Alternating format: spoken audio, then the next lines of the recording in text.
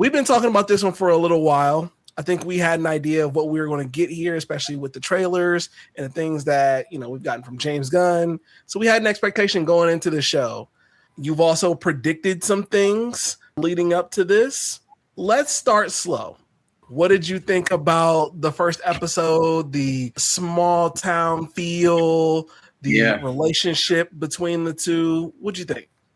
I mean, the intro to the show itself was nuts, right? Like, so the first 5 minutes, we see not only Guy Gardner revealing himself to the world, Hal Jordan, but then immediately some sort of goddamn fear ritual with John Stewart and his daddy.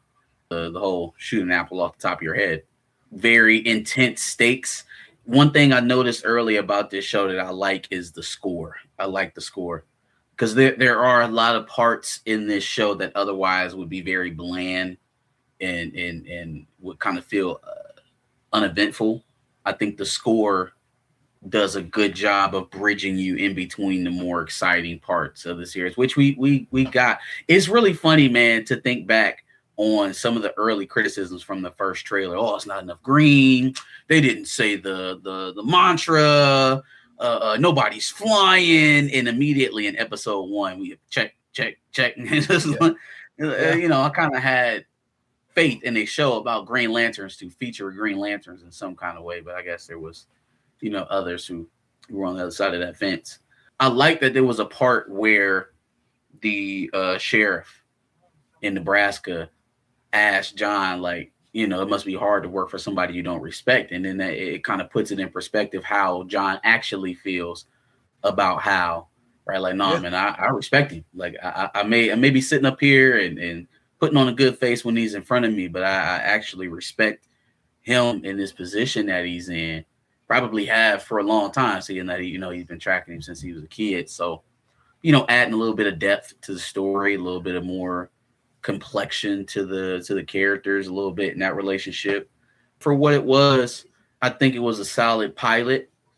I was expecting them to hit us with something, right? Like we talked about narratively where we expect this thing to go, or some of the things we expected to see in the show.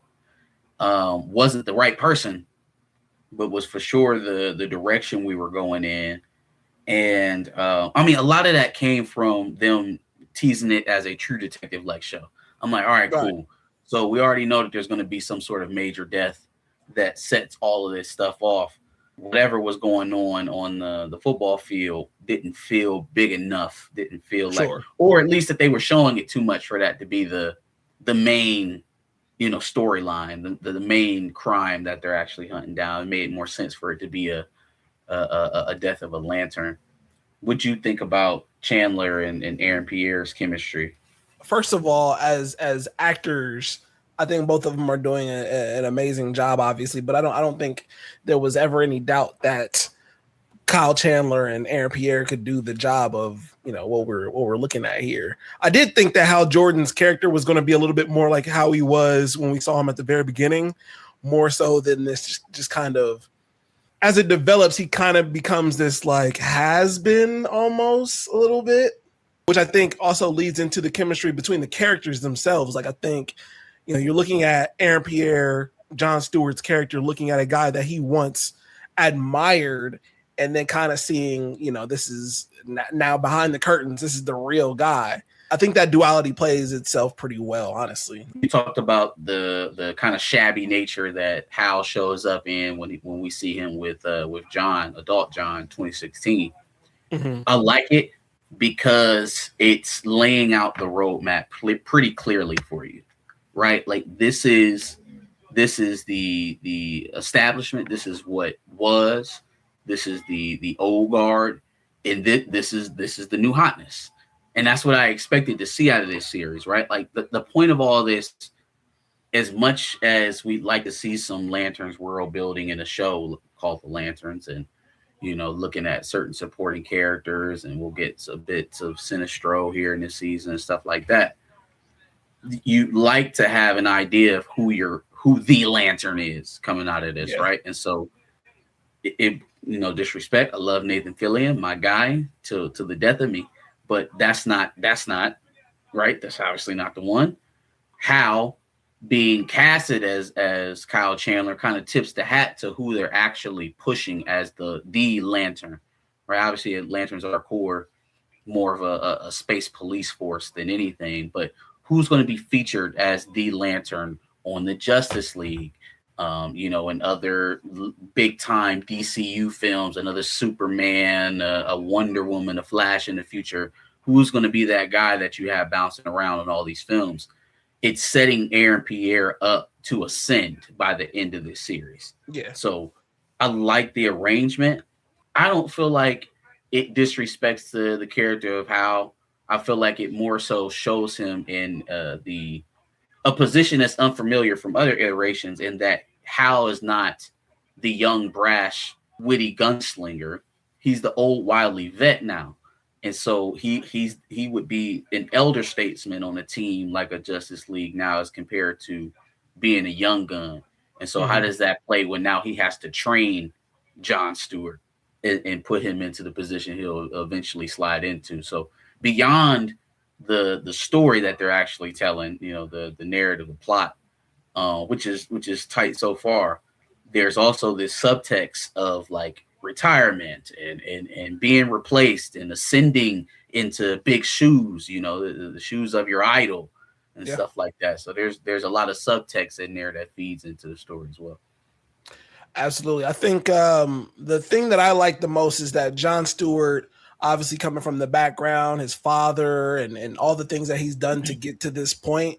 Obviously, Black people feel like they have to be perfect and do all this extra work to get into the certain places to achieve greatness. But John Stewart is not so like focused on everything that he can't do things like have a one-night stand and do things like that. Like he's not. But grandma, that's nuts. I was like, grandma. Oh hell, this man smacked granny. That was crazy. She snitching? I'm like, what you snitching for? Insane. You asked me to come out to the car. You snitch. Also, the sheriff and her husband don't seem that like the age differences here just seem a little like they don't seem that different from grandma and grandpa. Father and grandma. Yeah, it's so what are we doing here? What's really gonna fuck me up is when we see homeboy.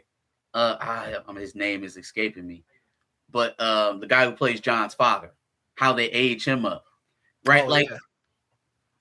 I hate to keep comparing the show back to True Detective, but I'm thinking back to like Mahershala Ali in True Detective when he was opposite Ray Fisher, right? Obviously, the age difference isn't so demonstrative that you would just assume that he's his father, but they did a lot to when they were on screen together, kind of show the distinction of age. So I'm excited to see what that looks like for John's dad when we see him on screen. But you're right, in the family, on a weird ass combine where they doing militias and shit, they all look the same age. They all look the same age. And all their situations are weird as hell. She's the sheriff, he's the public defender or something like that, or a lawyer, defense attorney. Their dad seems to run everything, or the dad and father-in-law runs everything in the town from their house. They all just be sitting up in there. It's like, all right, this ain't shit actually going out here. This is where all the shit going on in here. Facts. What did you think about? I noticed something in that. Obviously, the two time frames that we're dealing with right now are 2016 and 2026. What did you think about the fact that the uploaded cloud version of Hal that came back was from 10 years ago? Do you think that plays any part into this? Are we going to see some things from 2006 even that may play a part from that?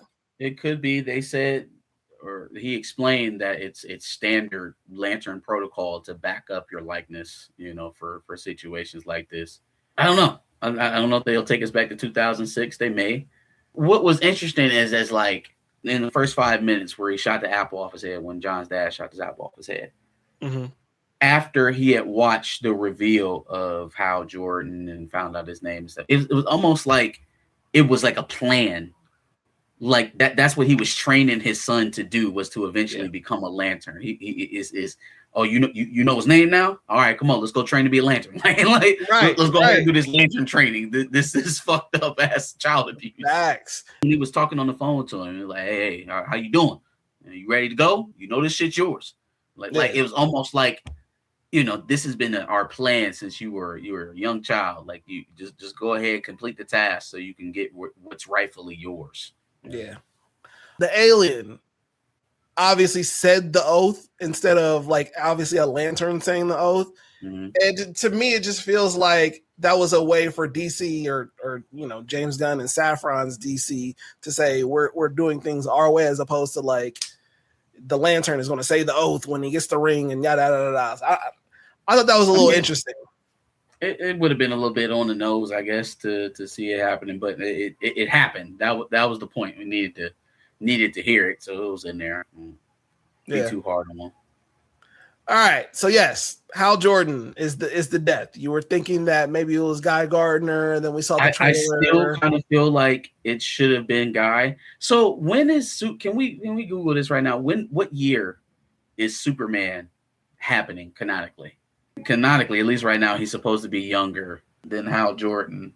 I mean, I guess maybe that was the reason for the bowl cut.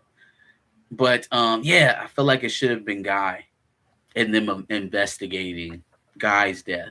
But I mean, in any case, same effect that you get with it being Hal. Just, you know, you kind of take him off the board permanently, which is a little bit of a bummer. But it sure does set up a monster type of plot point very early on. You know, a decisive kind of inflection point. It reminds me of another show I was watching on HBO Max this year, DTF St. Louis. Same kind of storytelling, right? Guy, it's got David Arbor and Ozark.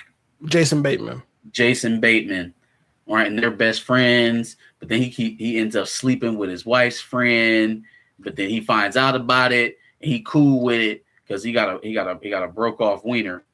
And anyways, the show starts with his death. Okay. Show starts with his death in a pool locker room in the neighborhood, and they tell the story around that night, right? Going backwards, coming back to the present day, kind of investigating his murder. It's a very popular way of telling stories right now for the streaming services, for sure. But it makes sense because I feel like people are so used to getting like the hook of everything right away, especially through like YouTube videos, short form videos, and then obviously now they're TV shows. So yeah, so that'll be the sticking point for the season. Who killed Hal Jordan and who got that fucking ring? Who got the goddamn ring? And neither one of them had the ring. That was very interesting. Well, but John is the replacement, so he wasn't supposed to have it unless Hal died. Hal had it. He got killed. Whoever killed him took the ring. Maybe Guy Gardner doesn't come around until John Stewart. No, but Guy has a ring in Superman in 2025. So hey, listen, man. Maybe two lanterns for Earth was enough, and then John was just the trainee of Hal. Does Hal being dead in the end change anything that you saw early on in the episode at all, or no? You're just ready to. No, I'm ready to dig in. I'm ready to see how they plan on putting these pieces together. Who it was it somebody that was there the whole time? Yada yada. You know, I want to see how the pieces all fall into place. Absolutely. Any other thoughts on anything that happened in this episode, or maybe the trailer for the rest of the season? No, man. Locked in to lanterns for the rest of the season. Make sure y'all keep showing up here week after week, checking out what we had to say about the episodes. I'm still locked into this one, feeling good about it. Let us know how you guys felt about episode 1. Absolutely, and make sure you check out our other recaps for other series. And like you said, make sure you join us next week. We'll have episode 2. Peace.